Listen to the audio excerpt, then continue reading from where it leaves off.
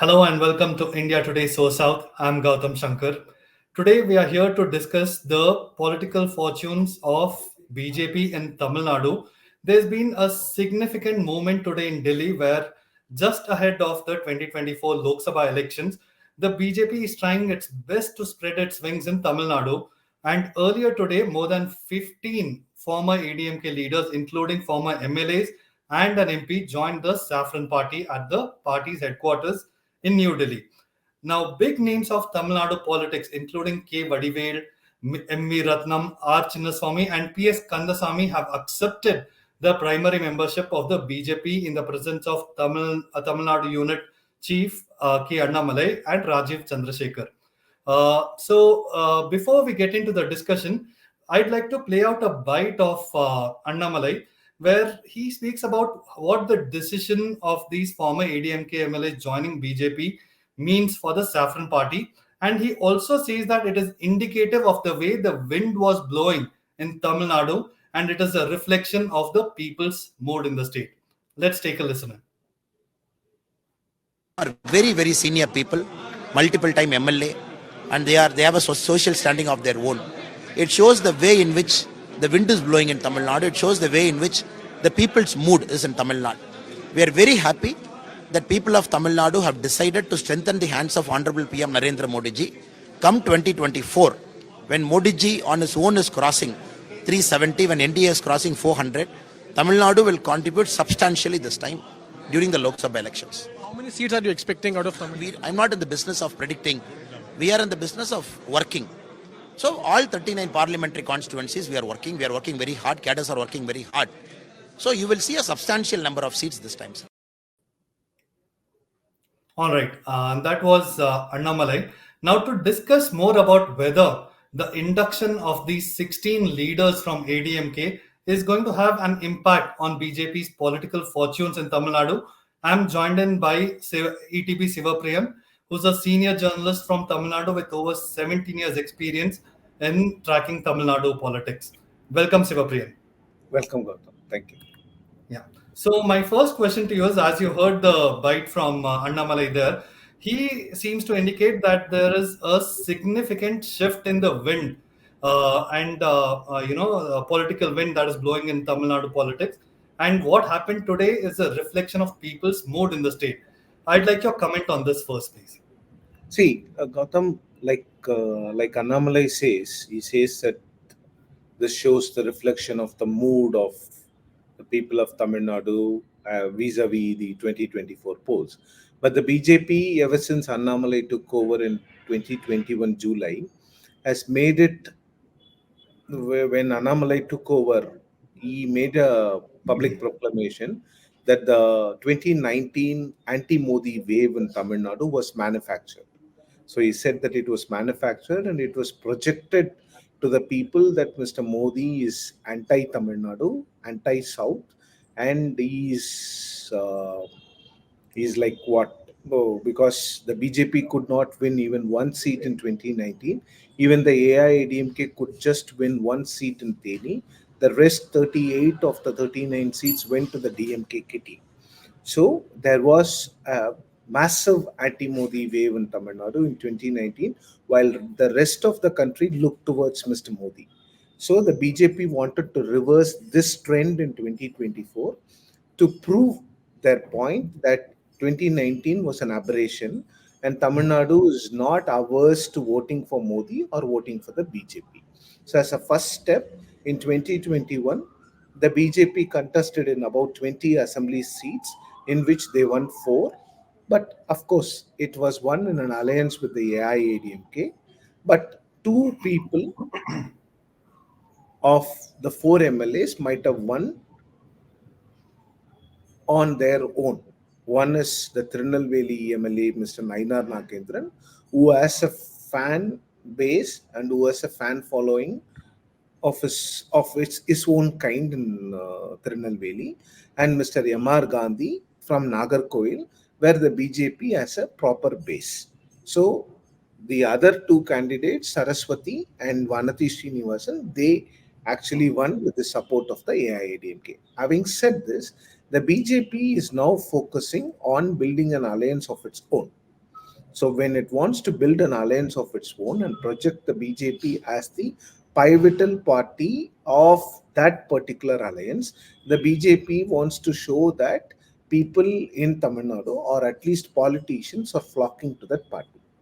So I see today's development as part of BJP's larger plans for Tamil Nadu, where the BJP is not just wanting to come to power or not just wanting to emerge as an alternative to the Dravidian parties. I would say that it wants to emerge as an alternative to the DMK rather than the AIADMK, because the BJP believes that ADMK doesn't have an ideology per se. That's a good. That's a very good point you make, Sivapriyan.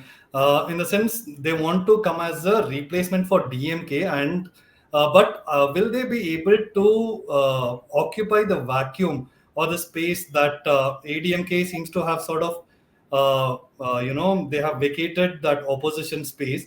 So, how well has Annamalai done in terms of portraying himself as a bigger opposition leader and bringing forward the narrative of the BJP.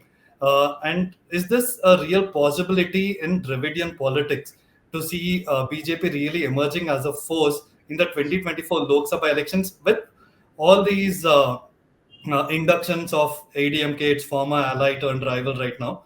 Will it have any sort of significant shift in the 2024 Lok Sabha elections? And when we say long term, how long term are we talking about? See, 2024, I seriously don't know how far the BJP can make impact or how far the BJP can make inroads in Tamil Nadu, because Tamil Nadu's social structure is completely different from what you see in other states. Or even South India, even in South India, you don't see the kind of social structure that you see in Tamil Nadu. Here, Hindutva doesn't work. In some states it works to a point, but here it doesn't work at all. And here you cannot ask votes in the name of religion. Maybe 10 years, 20 years down the line it could change, but as we speak it is not happening here on the ground. Even for that matter, let me tell the viewers of SoSouth that Annamalai has been trying to Dravidianize his party. He's talking about social justice. He's talking about being a Dravidian.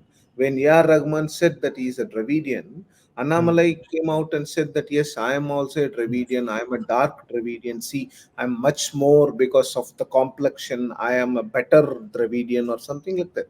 So, like, he is also taking up the anti-Hindi cudgels, anti-Hindi imposition cudgels. So, basically, Annamalai is trying to Dravidianize his Saffron party.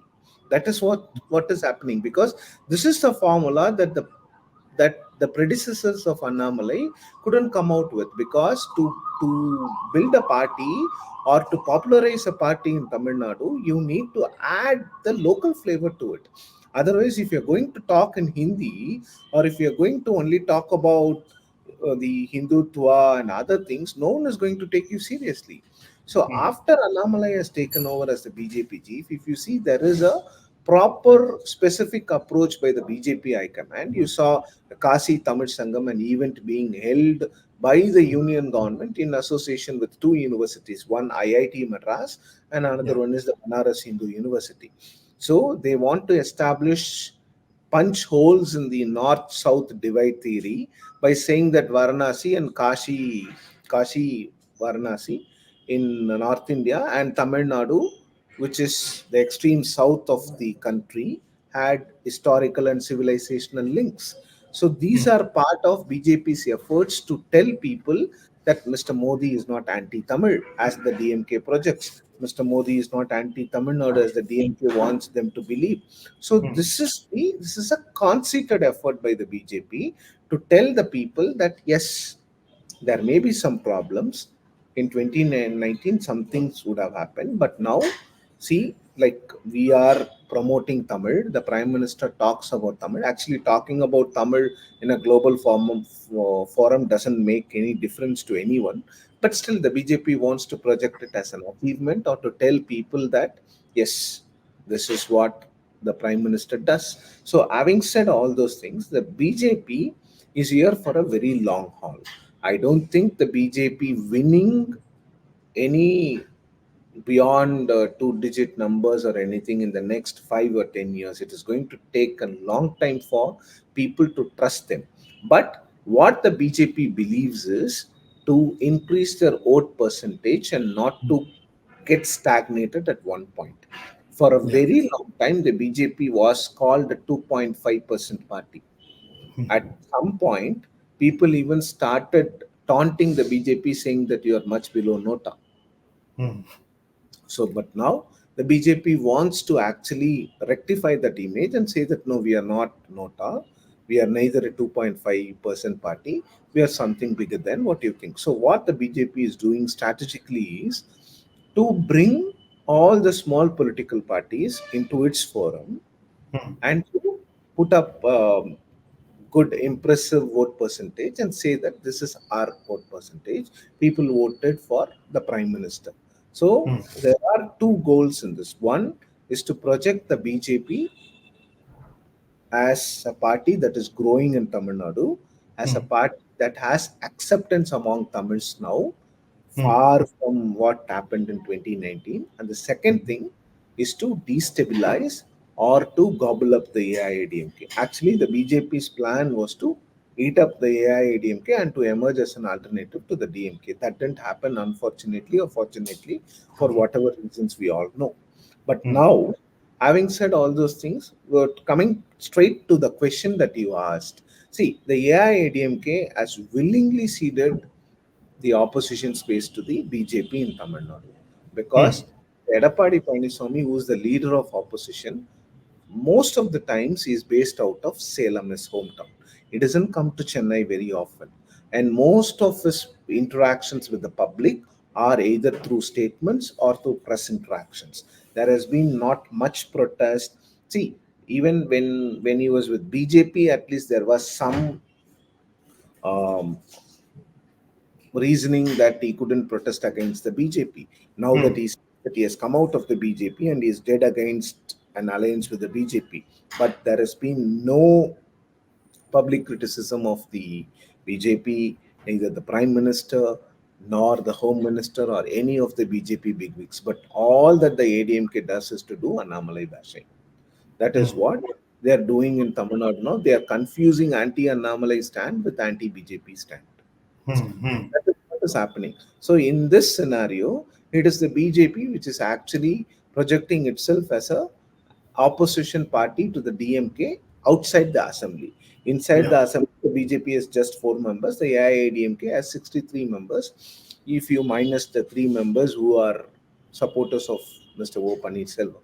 So the Hmm. ADMK has 63 members. So they are the opposition party inside the assembly premises. But outside it is a BJP which is waking up a lot of issues and is actually putting the DMK on the mat on several issues. The DMK is forced to respond to a slew of issues when Mr. Correct. Rana or any other person from the BJP raises it.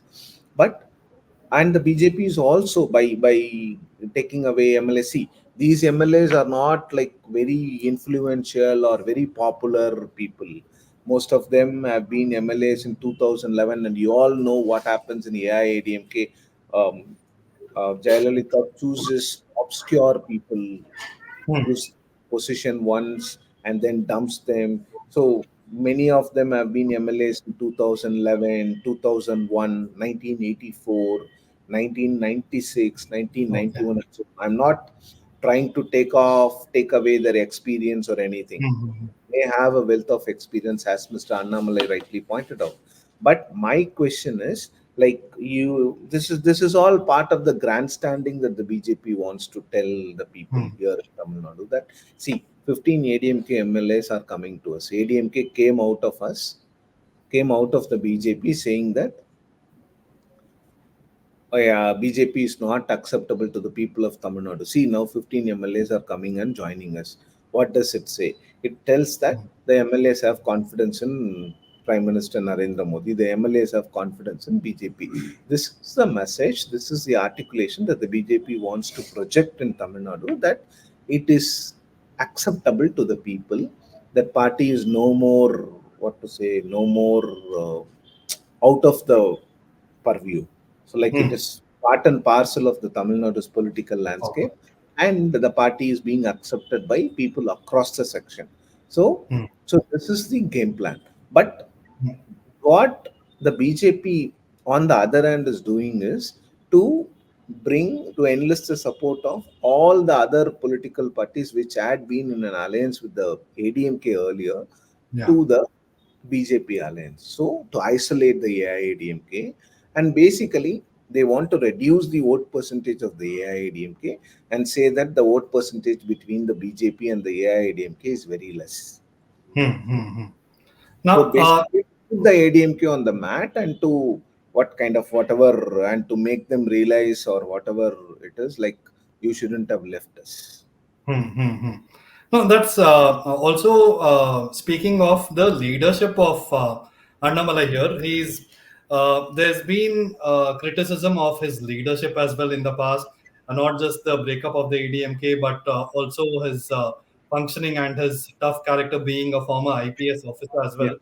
well. Now, how much of the credit of BJP's resurgence should go to Annamalai here and his style of functioning, given that the BJP also backed him despite a lot of Yeah. criticism against him within the ranks earlier as well. There was also talk of, replacing him earlier last year. So, what kind of role has he played? And also, if you could touch upon the Enmakkal Padayatra that is on its last leg as well, how much of a role has it played in establishing Annamalai in Tamil Nadu politics? See, the role that Mr. Annamalai has played in building the BJP in Tamil Nadu has been acknowledged by the BJP by not replacing him. Hmm. When a big ally like ADMK walks out, any other state president would have faced the X immediately. He Correct. would not have been allowed to continue even beyond a few weeks because Hmm. the AIADMK statement completely pinned the blame on Mr. Annamalai. Hmm. It did not even have a word about the Central High Command. All that the statement had was the state leadership was um, making unfounded remarks against the ideology of the AIDMK and its leaders. So everyone knew that Annamalai wanted the ADMK out of the alliance. There is no secret about it. Let's not knows that Annamalai wanted the ADMK out of the BJP alliance because Annamalai believes that only when the AIADMK goes out of the BJP alliance or the BJP alliance walks out of the ADMK alliance, when the BJP will have space to grow on its own. Otherwise, the BJP will continue to face the criticism that it was only because of the ADMK's support or the vote base or the vote bank that the BJP won seats. So Annamalai wanted to change this and to ensure that the BJP emerges on its own. I still repeat that it is going to be a long haul for the BJP, and it may take even beyond 10 years or 15 years for the BJP to make itself heard completely in a state like Tamil Nadu. But the BJP's acceptance is kind of growing. Maybe it's very, very slow, but it is Hmm. growing. See, even in now, the point is that as the ADMK takes a backseat as an opposition party, people will look up to some other party. See, that is how vacuums are filled. So, Yes. like with the advent of social media, and I have no qualms in admitting that the BJP in Tamil Nadu has one of the best IT wings. Hmm. It Hmm. is the best today in Tamil Nadu. So Okay. because they come out with a lot of counters to the DMK and to the ADMK immediately within no time. Hmm. Hmm. Even Hmm. Udayanidhi has admitted that his party's IT wing is weak. Last week, Hmm. he admitted in a public uh, gathering that his party's IT wing is weak, and Hmm. ADMK's IT wing is also weak Yes. when compared to the BJP's IT wing. So, like in 2 years, Mr. Annamalai has been able to strengthen the party's IT wing.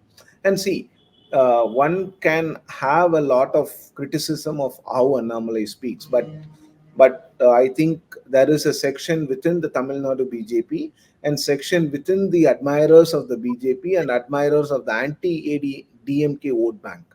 See, if someone knows Tamil Nadu politics, they will appreciate the fact that acknowledge the fact that there is a specific anti-DMK vote bank in Tamil Nadu. This is a very, very unique thing.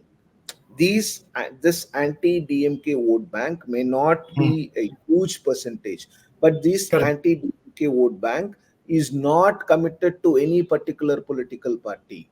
It is committed to this ideology of voting the DMK out of power or voting against the DMK. So this vote bank will only go behind a person who is perennially anti-DMK or who is in a prime position to take the DMK head on. So that person, that people are also now standing behind Annamalai because he is the one who's asking tough questions to the DMK government. See, the DMK government has failed on several counts. Like there is a lot of issues with the law and order. There is also a lot of issues with regard to the safety of the SC and ST people in Tamil Nadu. There have been attacks on students. There have been a lot of issues. But the oppositions, even despite Annamalai talking about it, the opposition has been very, very dormant in Tamil Nadu in the past 2.5 to 3 years. And even if the opposition speaks something, we have a very friendly governor who rakes up issues and gives issues on a platter to the DMK, so much so that the chief minister is mocking him very publicly, asking Mr. Narendra Modi and Mr. Amit Shah not to change him or not to replace him, that he is our biggest campaigner. So this is the problem that the BJP, ADMK and other opposition alliance partners face. See, even the BJP is very upset with the governor because the governor keeps on making statements whenever the DMK stocks are low. Whenever the DMK stocks are low, the governor will speak something controversial and then it will become a huge issue and the DMK will be on the top. So this has been happening, be it Sengal Balaji case or so now